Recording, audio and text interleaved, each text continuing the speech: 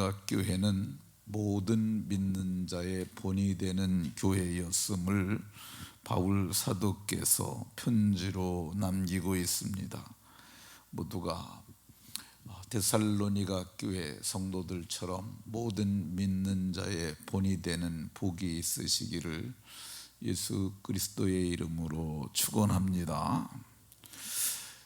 세상에 교회가 참 많습니다. 그런데 많은 교회 중에 본이 되지 못하는 교회들이 많습니다. 반면에 본이 되는 교회들도 많습니다. 그 차이를 오늘 성경에서는 분명하게 말씀하고 있습니다. 그러면 본이 되지 못하는 교회가 되지 않고, 본이 되지 못하는 성도가 되지 않고, 본이 되는 교회가 되고 본이 되는 성도가 되려면 어떻게 해야 되느냐? 오늘 본문 6절에 보면 많은 환난 가운데서 성령의 기쁨으로 말씀을 받아, 이렇게 말씀합니다. 그러니까 말씀을 기쁨으로 받는 교회가 본이 되는 교회가 됩니다. 중요한 것이 말씀이죠. 지난 주간에도 이 말씀에 대해서 조금 살펴보았습니다. 근데 이 말씀을 받았다고 하는데 이 부분에 대해서 그 시대에 그 말씀은 구약 성경밖에 없었어요.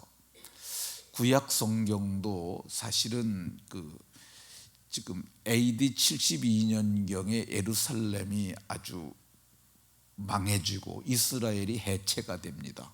그러니까 그때부터 로마의 티투스 장군이 와가지고 예루살렘을 쳐부숴가지고 이스라엘이 나라 자체가 없어진 거야. 그래서 이스라엘이 1948년인가요? 그때 이제 벤구리온 수상이 그 독립을 선언하면서 2000년 만에 나라가 세워지는 거야. 이 나라 자체가 없어졌어요. 그러나 흩어진 유대인들이, 그 디아스포라라고 불리우는 사람들이 말씀은 보존하고 있었던 것으로 보여집니다. 그러니까 이 말씀을 보존하고 있었지만은 구약 성경이라는 성경이 정경으로 확정되는 것은 AD 90년에 그러니까 서기 90년이에요. 그러니까 이 편지는 이 50년대에 쓰여진 편지예요. 데살로니가 전서는. 근데 AD 90년에 얌니아라고 하는 데가 있는데, 얌니아가 어디냐면은요, 예루살렘에서 얼마 떨어지지 않은 해안선에 있는 가사가 있고 얌니아가 있는데, 그 얌니아에 거기에서 그 랍비들이 모여가지고 그걸 얌니아 공의회라고 부릅니다. 그때 정경이 채택이 돼요. 그러니까 사실은 구약 성경도 그때 정경으로 채택된 것이 그때니까, 그때 당시에도 성경으로 모세 오경과 같은 경우는 뭐 완전히 자리매김을 했겠지만 이 정경으로 확실히 인정이, 모든 것이 정해진 건 그때거든요. 그러니까 그 시대의 신약 성경은 이 야고보서밖에, 이 편지가 쓰여질 때만 해도 야고보서 한 편밖에 없었어요. 그러면 여기뿐만 아니라 이 데살로니가 사도행전 17장에 보면은 이 바울 사도께서 데살로니가에 가서 복음 전하고, 그리고 쫓겨가 가지고 어디로 가냐면 그 다음에가 베레아 지방으로 갑니다. 그러니까 베레아에 갔는데 베레아 사람들은 개역 성경에서는 이렇게 표현을 해요. 그 사람들은 더 신사적이어서, 이렇게 했는데 이번에는 더 마음이 너그러워서, 저들이 뭐라고 기록하냐면 이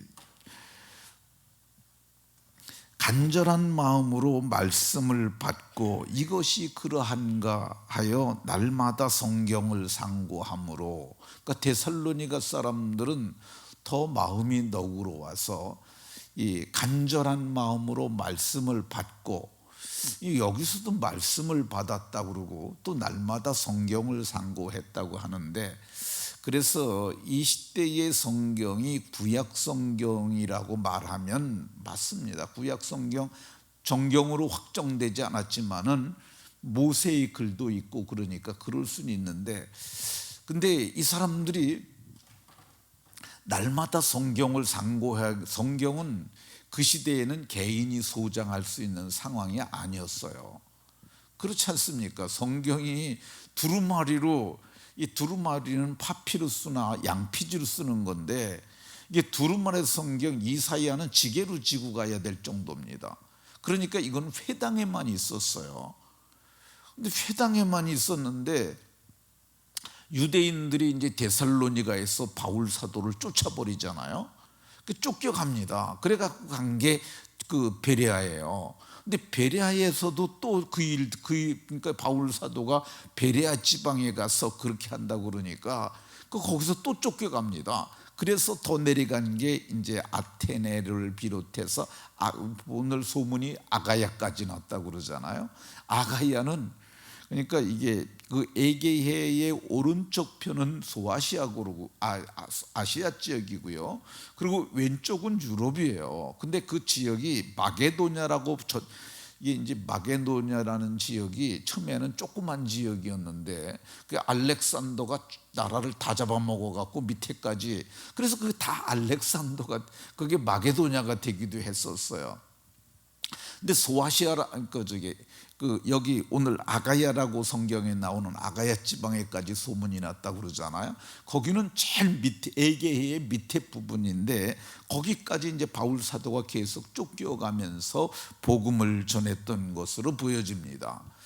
그런데 그러면은 날마다 성경을 상고하려면 성경이 있어야 되지 않겠어요? 그 성경을 금세 이 카피하는 것도 쉬운 문제 아니에요. 그래서 이거는 제 생각인데, 이 바울 사도께서 지금 2차 전도 여행 때거든요. 상당한 사역의 시간이 흘렀어요. 그래서 새 안식일에 강론을 했다고 그러면 오늘날로 얘기하면 제가 설교 3편을 했다고도 볼 수 있잖아요. 근데 그 당시에 바울 사도는 성경을 푸는 설교를 했어요. 그러니까 성경을 강론하는 거죠. 근데 바울 사도의 메시지는 뭐냐면은 율법과 선지자들에게 증거를 받은 분, 그러니까 구약 성경이 말하는 분, 모세가 나 같은 선지자 하나를 세우리라 했던 그분이 바로 예수라는 거예요. 구약 성경에 이거는 안 나와요. 그러니까 날마다 성경을 상고했다는 표현이, 이게 그 시대에 바울 사도께서 만든 강론집 정도는 있었을 거다. 이건 제 생각입니다. 근데 이 부분에 대해서 하려면은 연구를 많이 해야 돼요. 근데 뭐 웬만한 주석에는 이런 얘기가 안 나오니까. 근데 제가 생각하는 게, 나는 맞다고 생각하는 게, 구약 성경을 날마다 상고를 해도 거기에 예수님에 관한 메시지를 거기서 일반 평신도들이 그걸 찾아내는 것은, 그건 정말 어려운 문제예요. 그러니까 그 시대에는 뭐가 있었느냐, 바울 사도가 새 안식일에 강론했을 뿐만 아니라 에베소에서는 2년을 가르쳐요. 그러니까 2년 동안 강론할 만큼 그에게는 풍부한 하나님에 관한 얘기. 근데 바울 사도가 얘기하는 건 뭐예요? 얘기의 결론은 늘 예수님이 하나님의 그리스도라는 거예요. 그거를, 예수님이 하나님의 그리스도라는 것을 이렇게 설명한 그러한 이 바울 사도가 만든 강론집, 이건 뭐 제가 정한 이름인데 강론집이나 그런 것이 있었을 것으로 보여진다, 이렇게 생각이 듭니다. 근데 소문난 좋은 교회가 되는 비결이 어디에 있느냐? 말씀을 받고, 그리고 날마다 오늘날에 우리에게는 성경을 갖고 있으니까 성경을 상고하면 좋은 그리스도인이 되고 소문난 성도가 될 것으로 보여집니다. 모두가, 우리가 지난 여기 2022년 12월 4일부터 시작해 갖고 우리가 5월 달에 마쳤잖아요. 그러니까 약 15개월 뭐 이 정도 해서 우리가 이걸 마쳤어요. 근데 성경을 날마다 상고하고 그리고 성경을 묵상함으로 오늘에 이르게 된 건데, 이거는 제가 생각하기에 그리스도인으로서 아주 훌륭한 좋은 자세라 하는 생각이 듭니다. 우리 교회가 오늘 이 데살로니가처럼 말씀을 마음으로 받고, 그리고 말씀을, 교회는 설교자들은 말씀을 강론하고, 그리고 성도들은 날마다 성경을 상고하면 우리 교회가 훌륭한 본이 되는 교회가 될 거다, 그런 생각을 합니다. 모두가 이게 데살로니가처럼 그리함으로 본이 되는 교회의 성도들이 다 되시기를 예수 그리스도의 이름으로 축원합니다.